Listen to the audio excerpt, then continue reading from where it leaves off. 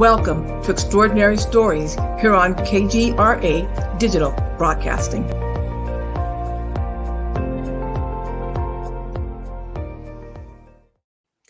Hi, everybody. Welcome to Extraordinary Stories. My name is Suzanne Crabtree.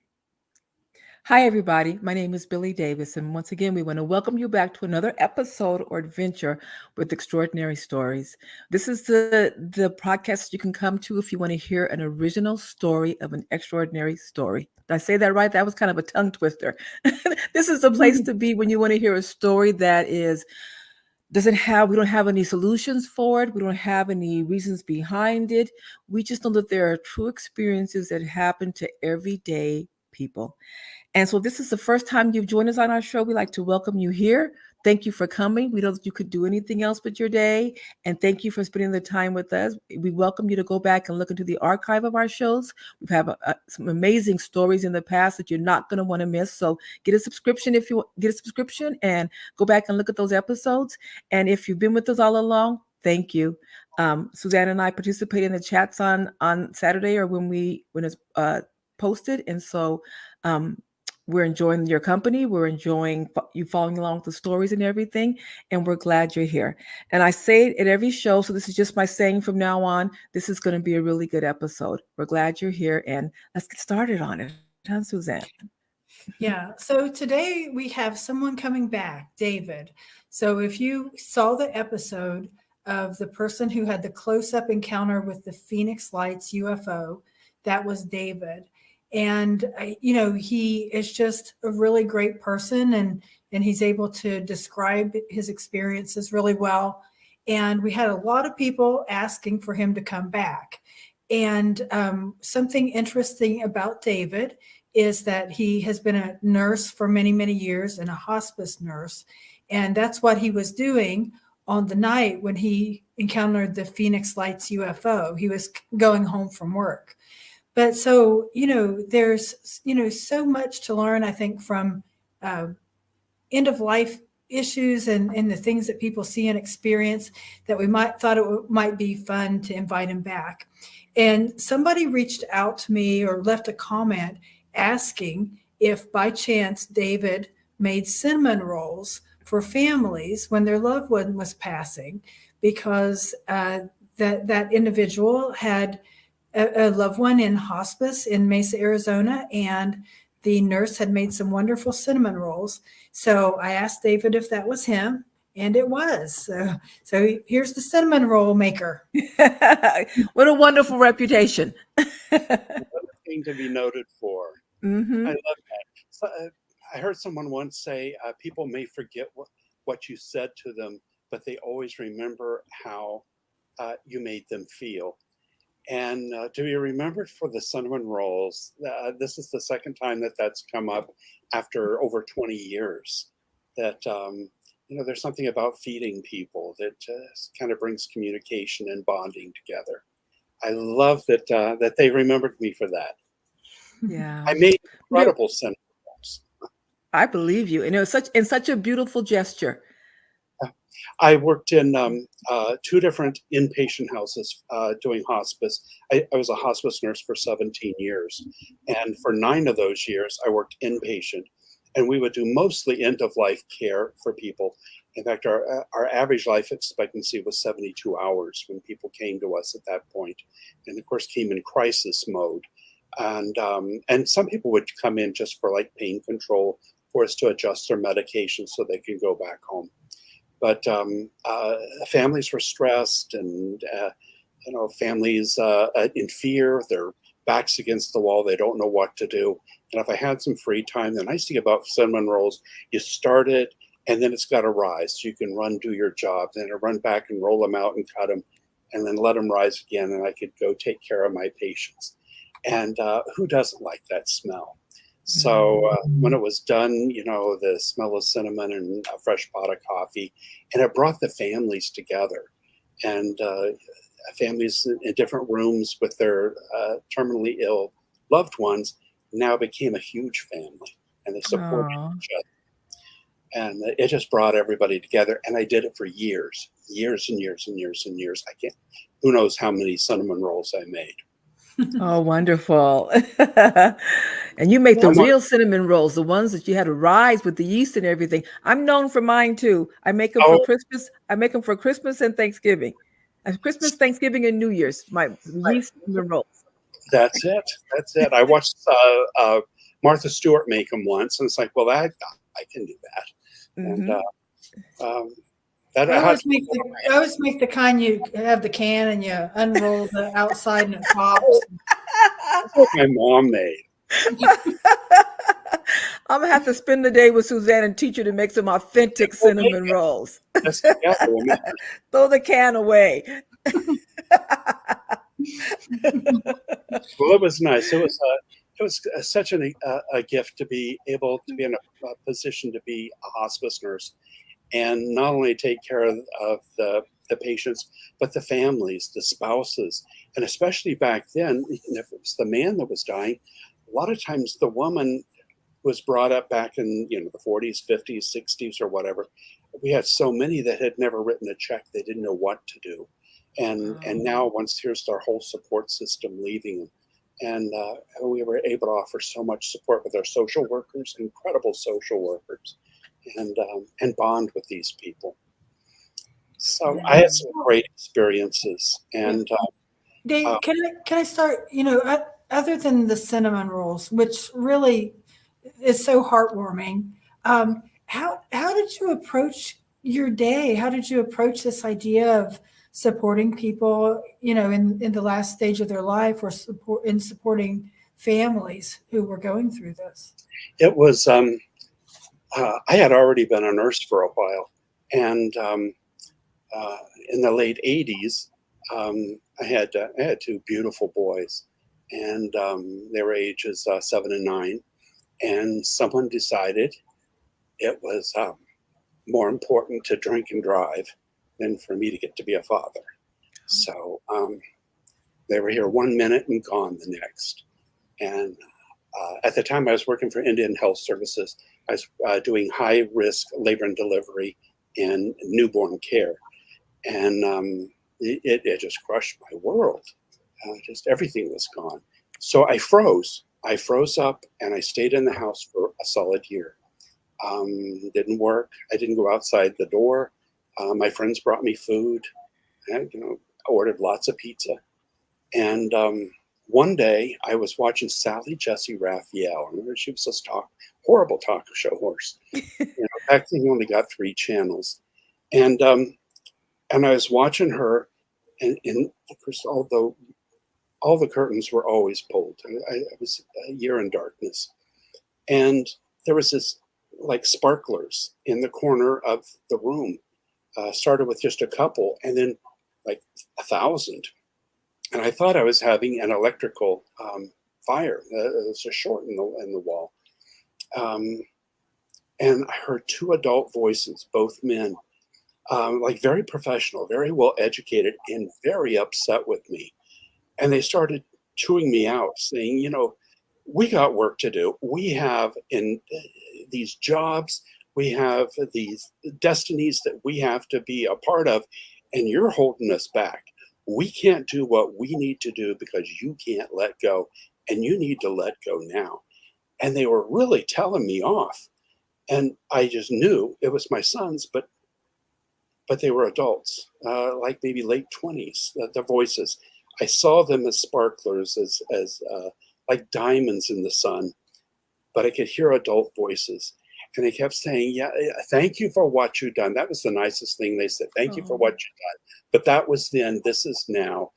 We got to go, and you got to let go of us. You got to let go of us now. And thanks, but we're going on.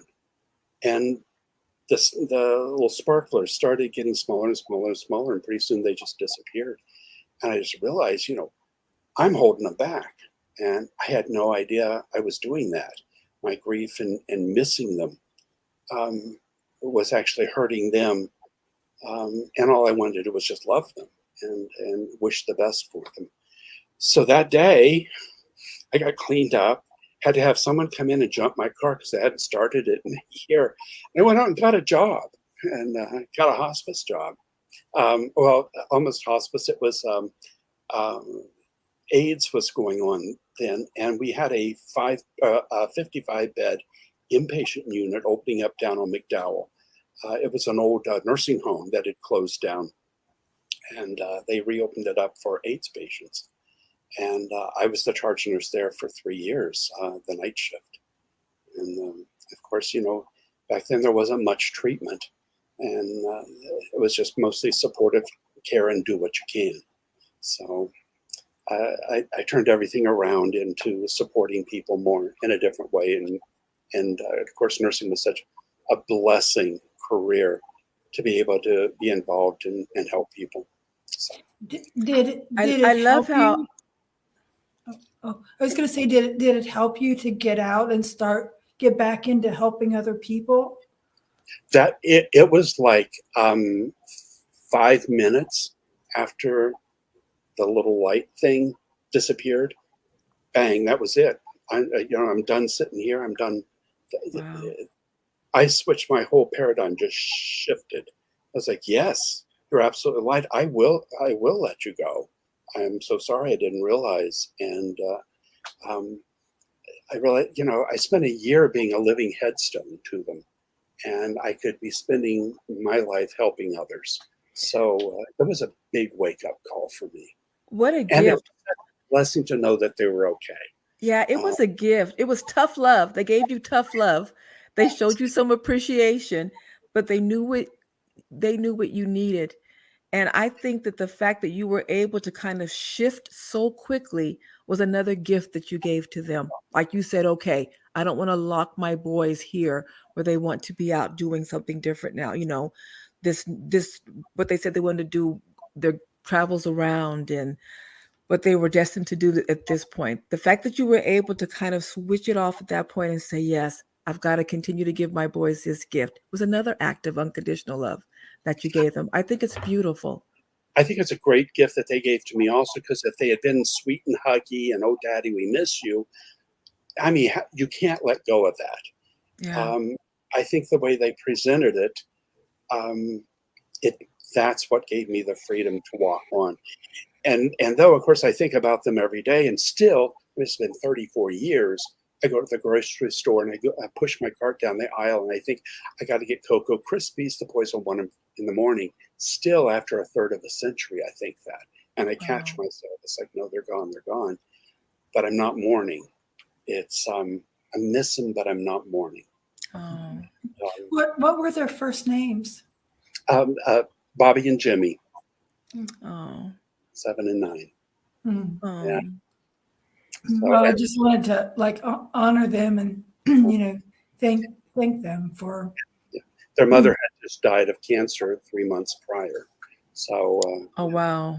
it was just it's the way things go, and stuff happens, but still we have to be responsible for what we're doing, and our reaction, and it's the way I reacted at the time is to just shut down, but I started up and I kept going and I haven't stopped since. So Mm. So great.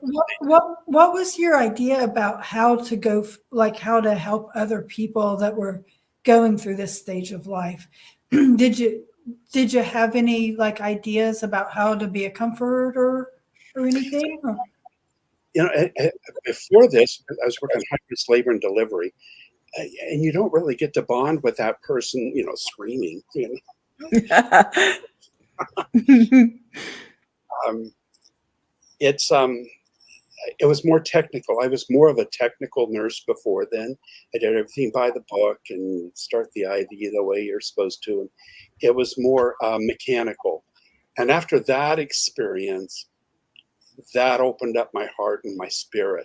It's like, no, there's much more than that. And there's a lot of nurses that are really good at doing the technical thing. And I was a good technical nurse. But my calling is to do more. I have to give more than just doing dressing changes and IVs and passing pills. And so it just opened up for me. Just everything opened up. I got a job that afternoon, but actually there was a friend of mine was doing a story on this the Phoenix Shanti group, which was an AIDS supportive group, and they thought that they were doing all this woo-woo stuff and putting crystals on the patients instead of giving them their meds. So they asked me if they could wire me up with a camera and see if this is true. I said, well, sure, I'll do it. I mean, just got out of the house for the first time in a year. But yes, I'm going to start saying yes more than saying no. And I set up for an appointment for a job interview. And the woman was just the most loving, wonderful person I ever met in her life. And she cared about the HIV clientele. And she had lost a nephew or something to it. And she was so motivating to me. I just took the job. I said, I'll do it. And, forget with the camera. I'm not going to set any traps up. What a loving, wonderful opportunity to be here and work with a segment of the community that hospitals were just didn't know what to do. Hospitals, the nurses were allowed to refuse care of an AIDS patient back then. They said it went against their belief system. So those of us that were still, would take anybody, our patient load was so much higher because we would take care of them. So now somebody opened up the Phoenix Shanti down in McDowell, and a place where these people could live and die and be respected. And yes, I'll be a part of that. And I was the charge nurse for the 3 years that it was open. I did the night shift. Mm. And nights are so important for a hospice patient or a terminally ill. There's just that scariness when the sun goes down. The boogeyman's outside the window looking in. There's a stillness at night that a terminally ill person, they really kind of dread the night. And the ones that make it through the night and see the dawn come up, it's like a relief. I can sleep now. They would fight sleep at night and sleep during the daytime when there was light. So it was nice to be there with them. And when I got all my meds passed and everything that I needed to do, I'd go in the rooms with them and pull up a chair and sit next to their beds. Or several of us would get together and watch TV. We had a big living room. I would wheel the patients out. They were afraid to sleep, and so let's all be together. Oh, What a great opportunity it was. it sounds like it was. Loved it. Absolutely loved it. And Hmm. unfortunately, it shut down. But Hmm. for the time it was open, we had some great experiences. I had one after it shut down. Then I went into traditional hospice, and we would have 10-bed units and do the terminal care. I had this one lady, and she was nonverbal, but when they brought her in, as many of our patients were, sometimes they were at nursing homes or being cared for at home. And when it got just too heavy, they bring them in for us. We would have an RN, an LPN, and a nursing assistant, and hoping no one called off for 10 patients. But this one lady, there was just something special about her. I don't know what. I just was drawn to her. I never heard her speak. But I was walking down the hall, had to do something with another patient. When you walk down the hall, you peep in the rooms at the other patients as you walk by. Just make sure everything's okay. And this woman who was in a coma, I peeped by and looked in, and she was sitting at the side of the bed. She looked about half her age, had this huge smile on her face. And so I smiled back, hi, how are you? And then walked a few more steps, and I realized she's in a coma. What's she doing sitting up? So I take my steps backwards and look in, and she's back laying flat in the bed. And the weird thing was, when I saw her sitting up, she had two legs. And in reality, her physical body, she had one amputated leg right up at the hip. I don't know what happened in the past about that. And I just looked at her and I thought, are you stretching those wings? You just tell us, is this the caterpillar about to turn into the butterfly? And we kind of like stretch their wings, kind of dry them out and, get ready to fly off. I thought, is that what you're doing? And I thanked her for showing me that, just in my mind. So when I went home, as soon as I walked in the house, opened the door, there she was standing in my hallway, and she just had this incredible smile. She looked probably 30 years old. I don't remember how old she was, had two legs, smiling, and then slowly faded away. And I go, Oh, we called the person that had followed me for the next shift. I said, you need to go check on the lady in 6. I think she just passed. And she set the phone down and walked in. She, oh, yeah, she just died. How'd you know? It's like, yeah, she was just here. wow. Isn't that? That's so beautiful. And the fact that she was whole, both legs and smiling, and And oh, the gift of getting your youth back, looking 30 again. Yeah, what a gift. that was such a beautiful experience.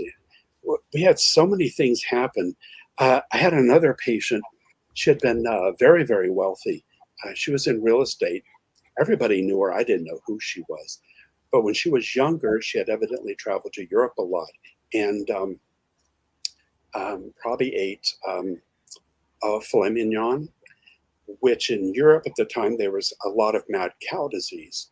And mad cow is like a neurological disease, and filet mignon is very close to the spine. And if they don't cut it just right, they'll cut the spinal column and the infection gets into the meat. And, I don't know if you guys are young, maybe you don't remember when Is that that was a big thing, that was mad cow disease? mad cow disease. Yeah. Yeah, I didn't understand, that part about like cutting into the spinal fluid. I Yeah, didn't know that either, but I'm probably not going to eat filet mignon again. I'm not. but over there in Europe for a long time, and she had traveled there, and it takes a while to manifest. And I had a number of patients with mad cow disease that I cared for as a hospice nurse. Truly one of the most horrible ways to die that you could ever imagine. How does And it present itself? I mean, I hate to get morbid, but just to add to the story, what does it look like? Is it, every one of them, it's like their heads, they'll arch their back on the bed. Sometimes just the head and the heels of the feet are touching the bed because it's a neurological disease, oh, and wow. you just can't control it. I mean, we could give so much medicine. It's just like spastic muscle twitches, and they'd always turn their head one way and like turn around again and again, and you couldn't get their head to turn back. And I remember this one woman, she wouldn't let her hospice, her family wouldn't let her hospice physician follow her and give her the proper meds that we know. Hospice knows how to medicate a terminally ill patient. So they had their primary care physician who didn't know what to do. So the woman was totally unmedicated, and we would have to spend 24 hours a day with her because she would just turn and froth at the mouth and flip herself and fall down, and horrible eyes rolling back in the head. And finally, I got one of the family members to allow us to treat her properly. I made sure the family came and saw her and said, this is what you're doing to her. So we got her medicated, and finally she had a semi-peaceful demise. And it was such a relief, and we almost feel guilty that it was over. But to see the misery and the pain that she was going through finally stopped. And the next day on my shift, and we were on our nurse's station and filling up our meds, she had been died the day before. She walked down the hall and came up to our nurse's station. All three of us saw her standing there, and she just smiled, had the most peaceful look on her face, and it just faded away. Oh, Mhm. oh, like almost like a thank you, huh? That's Oh, a paycheck. That's better than winning the lottery. Yeah. wow. Hmm. Uh, So- go ahead. Well, that definitely gives like images that bring hope and peace. To think about being 30, being 30 and in your best health. Yeah. Like the earlier lady. And it Yeah. also takes the edge off of that fear for those who fear dying. We think it's the end, But the stories that you've been able to tell and some of the other near death experiences that I've heard, it just seems like a beautiful transition. I mean, it just seems like there is life after death. That death is not the it's the absence of our of this physical body being alive, but we still exist on another plane. And that plane, where wherever we go, it just seems like there's happiness there, there's peaceful there, there's no more pain, there's beauty. I mean, to me, I was my cutest at 30. So now I know God's going to take us back to that age that He knows we look our best. Amen. Thank you. What That a was fun. gift. Yeah. Handle that physique. Yeah. I think it's so interesting that they took the time. Spirit took the time coming to us as strangers. I mean, we had no history with these people until the very end. But our whole staff just knocked ourselves out for these. And we were all. You have to be incredibly dedicated to just see all your work go in the ground. And we used to work labor and delivery. There's a welcome to the planet. You got 90 years and enjoy and see. But all of our work in hospice and all that effort, it goes 6 feet underground very, very quickly. So I'm thinking, I don't know, whatever their gratitude was, I'm grateful that they showed up to us. Did they Yeah. show up to their families? I don't know. Yeah, but I think there's also maybe that spiritual connection. I mean, to be in the field that you were in, like you were saying, to be a hospice nurse, you've got to have such a caring, wonderful, giving spirit. And when we walk around with that kind of spirit, it connects us all. It connects us to people. It connects us without words, without prior history to one another. It's just that our spirits of grace and love kind of connect. And so you didn't need the words. Your spirit was enough to resonate and for them to come back and say thank you for what you did. And my kids taught me that. Mm-hmm.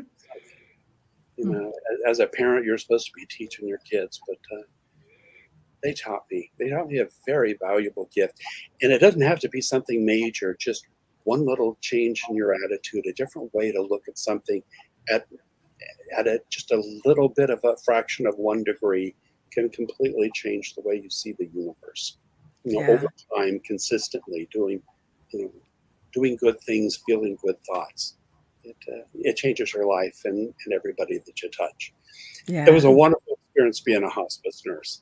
Um, After 17 years, then I became a burn nurse, and I did pediatric burn for 5 years. And then became an ER nurse. So Mm-hmm. Yes, so you've done a lot. Huh? Well, you mentioned like feeling like all your work ends up in the ground, but um, you know y- people are still remembering your cinnamon rolls after all these years. yes, Yeah. I wonder how many pans of cinnamon rolls I made. Loads. And actually, sometimes people would come in on hospice respite to give their caregivers at home a break. They'd come in for a few days. Maybe their caregiver went to Disneyland or something. But they would say, we want to make sure that the nurse that makes the cinnamon rolls is there. So they would schedule it around my schedule. So I said, yes, I did. Oh. Now, over 20 years, 20, over 25 years later, people are still talking about that. Hmm. It's that ripple effect. You throw that little stone in the lake, and the ripples go off far out of your reach. You have no idea how far the ripples spread, but they Yeah. keep going. Every good thing, every bad thing sends off a vibration. So send off as much good as you can. You're right. It could change so much. One person doing something different can change the way everybody else does it now because they set that ripple effect in. So positive or negative. And we hope that when we're throwing that rock in the water to say, whatever, to make those ripples, the goal is to make sure that it is positive, that we add that positive light into people's life, huh?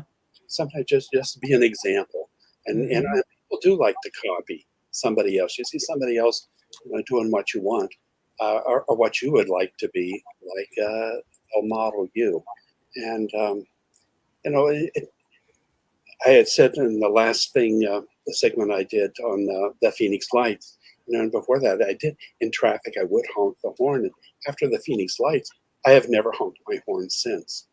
And people cut me off, and I'm waving. How you doing? I, I I want you to know, because you told that story, I've been much nicer on the road now. I think about you whenever I start to cuss. I think about you and I think, okay, be nicer. And I just smile, tell them to have a good day. Now I'm waving instead of flipping. See, David, you had a ripple effect. I'm telling you, I think about you every time. And I'm like, okay, calm down, be a nicer person. This is important. So thank you. The people. My grandmother used to say, "Well, doesn't that melt your fat off?" And she thought, "Well, that's positive. I'll lose some weight and not." I like that idea. Well, David, I think that people always do remember, the kindness and the people that were with them when times were hard. And so I'm sure that your support of people in hospice, that people are still remembering that. It's now that I'm retired, I just retired a few months ago. Honestly, I keep thinking, should I go back? Should I see what I can do? I'm getting close to 70 now, but I miss that. I miss the interaction. So do it. Everywhere you go, you're interacting. When you stand in line at the post office, instead of going, I'm looking at your watch, it's such a long line, is to smile and be peaceful or talk to people. I was watching a Dr. Phil, and people are lonely and they can't find each other. But you got 8 billion people. You can't get away from people, 8 billion people on the planet. So why not start talking to the person next to you? True. So I don't know if I'm annoying or not, but no. I do. So I think I'm annoying. It gives them something to talk about over dinner.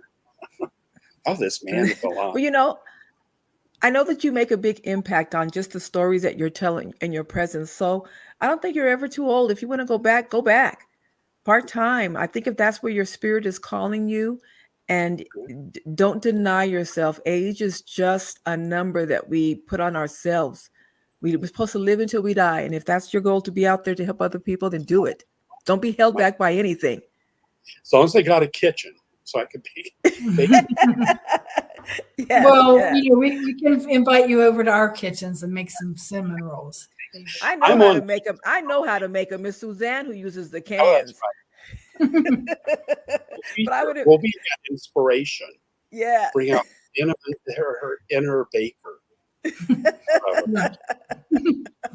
I accept. Now, David, were your coworkers able, I know you saw at least a few people's spirit after their body had died. Did your coworkers seem to be able to see that, or see angels, or see anything of that nature? We had a few, and it was interesting. The 2 that I worked with, that last lady with the mad cow disease, I mean, they kind of freaked when this woman walked up and then faded away. But it was a blessing for them. And I thought, what a great teaching experience that this woman gave them. I was all into it. It's like, yes, thank you. And it changed their thoughts. And I wonder, I've lost track of them after all these years. I wonder if they still carry that with them, and how it changed their life to actually get to see that life continues beyond the physical body. We had some that were very much into them, some that saw the actual angels with the wings. And I've only had one instance where I saw that, and that was just recently. I saw the patients. The patients would touch in with me, and we would have in the pediatric area, we had 3 rooms that had a adjoining family room. So we would try to put our pediatrics kind of together, because the parents were young, no matter what. I mean, the kids had to be 17 or under, and many were newborn. And in that room, they would see the images of like a 3.5 foot child, a very skinny child with a huge head and the big eyes, almost like way people describe the grays, the alien grays. I don't know what these things were. I never saw them. But the patients would tell me, well, they're right next to you. Why aren't you looking at them? And I looked down, and that I didn't see. But I would have like two patients at the same time seeing these like children. And they weren't scary at all. They weren't frightened of them all. I don't know what they were there for. I don't know if it was an angel taking that form to support the children. But the kids saw things. Our terminally ill kids seem to see things more than our adults. Though the adults are, of course, were very, very sick by the time we got there. I had one room. I went into the patient's room. She was actively dying. She probably had like an hour or two left. And I walked in the room, and there was like heads. I could see the outline, like shadows of heads, maybe 30 or 40 in the room. And the room was glowing on its own. Beyond just the lights, there was this luminescence all the way around the room. And when I walked in the room, I almost felt like there's no room for me. There was like all these beings, all these whatever individuals there. I could just see their outlines, and I had to, kind of like, excuse me. I had to get to the bed, get the medication to the patient, and a few minutes later, maybe an hour later, they did pass, and it was all gone. The normal lighting of the room was there. That whatever that luminous glow was gone, and all the little head shadows were gone. And I felt wonderful when I went in that room. And I just wonder if this was the family that came to help them, or friends or whatever, to take them on. But I got to experience that. I was very verbal about it to my coworkers. They didn't tell me much, but I sized it out. It was, I felt privileged to get to be in the presence of whoever that was. They were there for the patient, not for me, but I was allowed to see it, and what a gift that was. See, I'm of the belief that there are individuals, and I include myself in this, that have the ability to have connections with species from other different planets, that we're able to kind of see spirits, that we have kind of this sixth sense about us, and that we gravitate into fields that are kind of taking care of people. I'm a therapist. I hear stories, and my field is really trauma, that I really focus on individuals who have a childhood history of trauma. Those stories that I can gravitate to. And I always get a sense of their stories when they begin to tell them. There's almost like a spiritual connection. I could tell when they've made a transition to healing, from the pain to healing. I'll see a light into the room. This bright silver light will come a minute ago. And there's two lights. There's one blue and there's one silver. And I can't tell the difference in them, but I know that spiritually, the individual that I'm speaking to has had trauma, is making some kind of emotional, spiritual transition. And I think that we individuals, I don't know what makes us different, or I want to say makes us special, but we're able to have those experiences with UFOs, with spirits, with ghosts, with the unknown, and extraordinary stories. There's just something about us. And before we got on the air, you talked about an earlier experience where you just have a gift of kind of being able to see and connect with spirits. So that it makes sense to me that you would go in the field that you're in. But can you give us a little bit about your early experiences about being able to see spirits? When I was a kid, my grandmother on a farm, we were out in the middle of nowhere. We had no running water till I was 13 years old. And we lived on a dirt road. And every now and then my grandmother would get this, like a knowing. She would say, they're coming. Get ready. Get on the porch swing, swing in the on our front porch, and it looked onto a gravel road. And sometimes we would just have the mailman come by once a day. That was it. No one would drive by, and he was in a truck. And my grandmother put her teeth in and do her hair and put some lipstick on and get ready. And we sit on the porch, and pretty soon we'd hear some men talking, and they would be knocking the gravel on the road with their feet, kind of shuffling by. And they would come in groups, some straggling, some walking together, talking amongst each other. You could clearly hear their voices, but you couldn't make out what they were saying. But you could see that they were Civil War soldiers. They were dressed in blue and walking. A couple would have a rifle, the others didn't have rifles. Their uniforms were ripped, they were soiled, um, and they just walked in front of that, down the hill in front of our house, down behind the barn, and up over the next hill. Mm. And and then there'd be one or two just kind of straggling and walk by, and we'd watch them disappear over the hill, and then my grandmother would say, "Well, let's go watch TV." And I just kind of thought, well, I guess this goes on all the time, but it happened like 50 times, and it was the same thing. Was it every day? No, maybe once a week, maybe twice a week. It was always around sunset, but sometimes at night, I'd have the windows open and I would hear them. So Wow. they came by at night too, and I'd hear them knocking the rocks and mumbling and talking. It was always the exact same thing again and again and again and again and again. Did it look like the same, like people in the same Same, location? and the same stragglers were there following. There'd be like a group of maybe like five, and another group of like three or four, like they're pals, and they're walking like they were tired. And then a few stragglers would follow, and then they'd just go out of sight over the hill, totally solid, 100% solid. I remember a couple times I Mhm. kind of go up to the road and try to talk to them because they were young men, yeah, in their teens, probably upper teens. I was just a kid. This is back in the 50s and into the early 60s, and of course they didn't hear me, and I just kind of let them be. But years and years and years later, I was watching a documentary on the Civil War, and after the war was over, the soldiers had no way to get home because the horses were shot and the roads were torn up and railroads had been blown up. So the soldiers had to walk home, and it could be like 1,000 miles for them. And they said that many of the soldiers that made it through the war died trying to get home. And I always wondered if these boys were still trying to find home, where was home. Um, Wow. I still feel this loneliness for them. I feel, Yeah. I mean, I was a kid, they were older than I am, but there was just something about them. I just wanted to hug them. And, it's been over 50 years, and I still feel this kinship. I hope they made it home. Mm.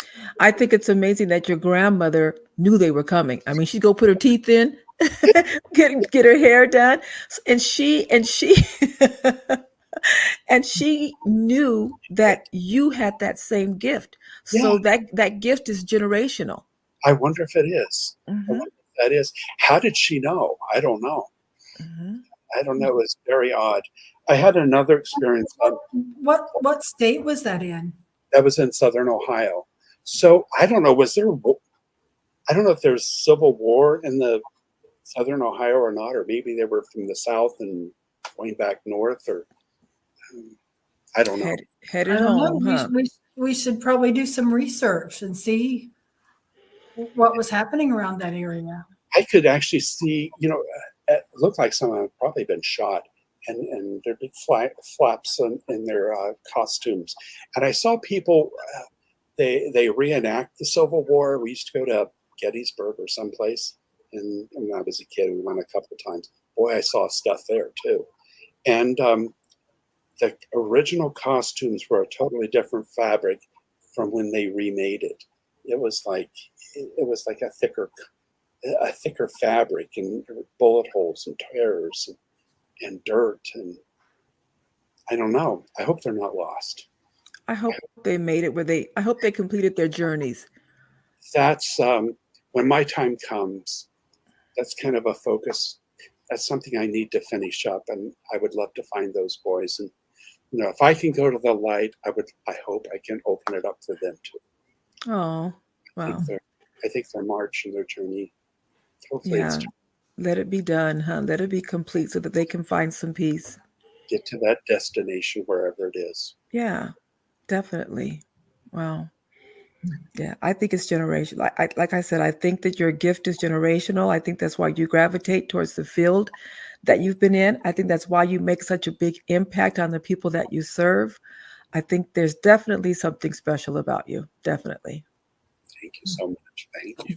Well, that's true. I mean, you've gone through some really difficult things, but people who go through different things react in different ways, and I hope that someone watching you, who might be feeling that kind of despair that you went through, could find some courage to maybe try to find some ways to pick themselves up and maybe help some other people, because I think that is a really good way to recover, is to try to take your hardship and do something good, allow something good to flow from it. Freezing up is a really good scab to a wound. And, Mm. when we take care of wounds and there's a little scab on there, you don't go picking it off. The scab's there for a reason, because it helps the wound to start heal. And I think when I froze for a solid year inside the house, that was my scab. And Mm. the healing was going on underneath it. Like a scab, eventually it peels off and comes off from the shower. And that was probably when it was time. The boys knew. Yeah.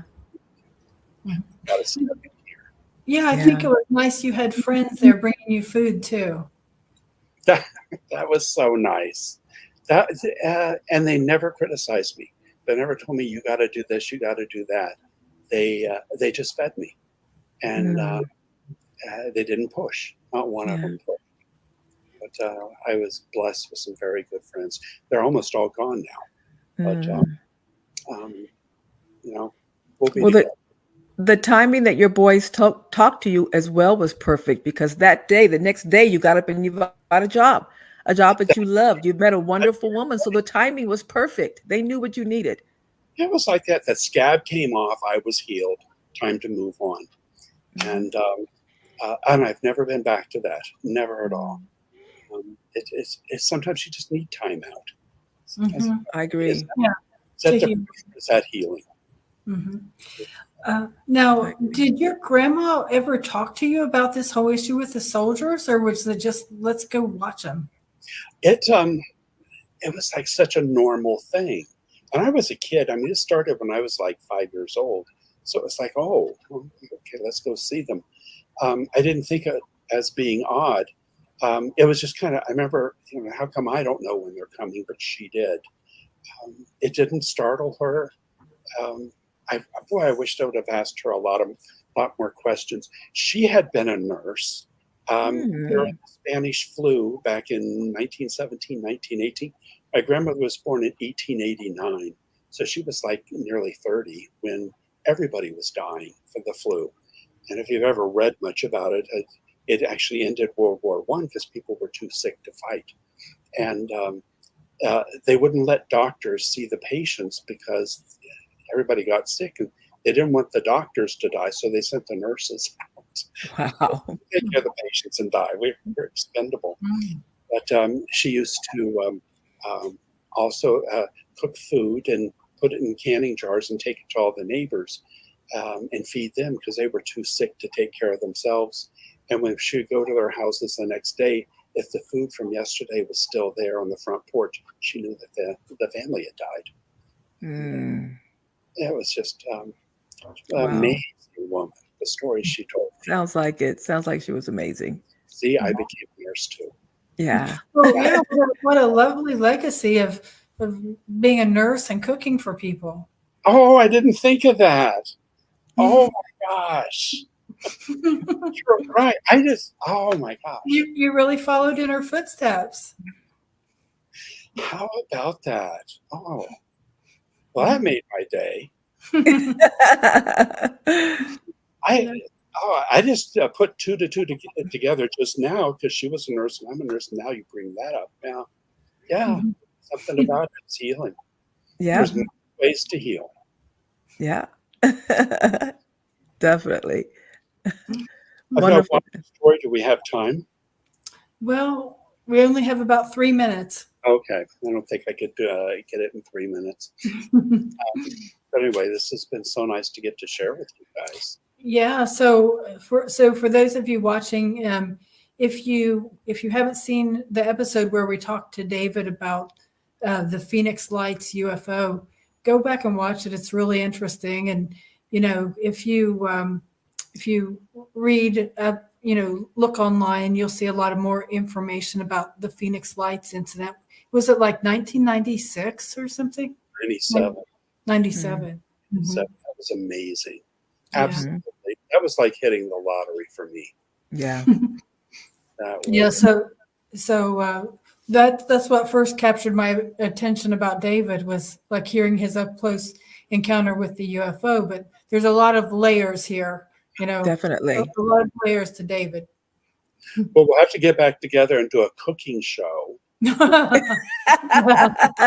Listen, we'll cook and Susanna watch. I'll bring the can. That has the person already in the That's like a can. sin. That's a sin to bring a can, huh? And then we'll have a taste test. Yes. Right. Yeah. Well, I will admit that one time to a potluck, you know how they have those chocolate chip cookies that's in a roll. I bought that and chopped them all up and baked them and took them put to a potluck, and everyone was asking me for my recipe because You're kidding. No, I'm not kidding. Oh my gosh. Did you tell them the truth, Suzanne, or did you just what? You did. I said I would get back to them.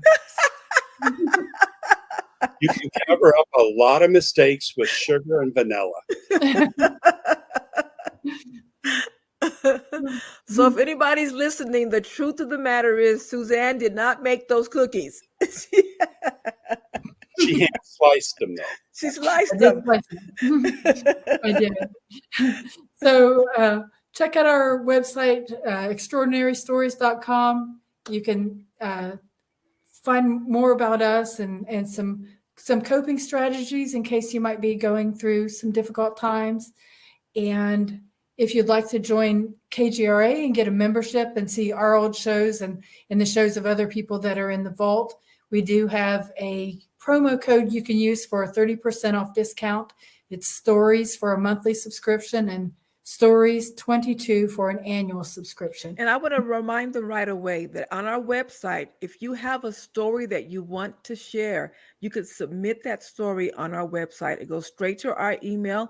Either myself or Suzanne will contact you back immediately and to follow up on the story that you want to tell, because we're interested in every story that you submit. So please go to our website and submit. If you have a story that's extraordinary, we want to hear it. Submit it on our website. You have an opportunity to be on the show. Yeah, and I'm going to talk to David. Maybe we'll do a drawing and give out some of his cinnamon rolls. She's gonna make you cook. I'm on keto. She's gonna make you cook. Yeah. All right. All right. Well, thanks, David, for being here. And it's always nice to be able to talk and to interesting and kind people. And we appreciate everyone who's watching. So stay extraordinary.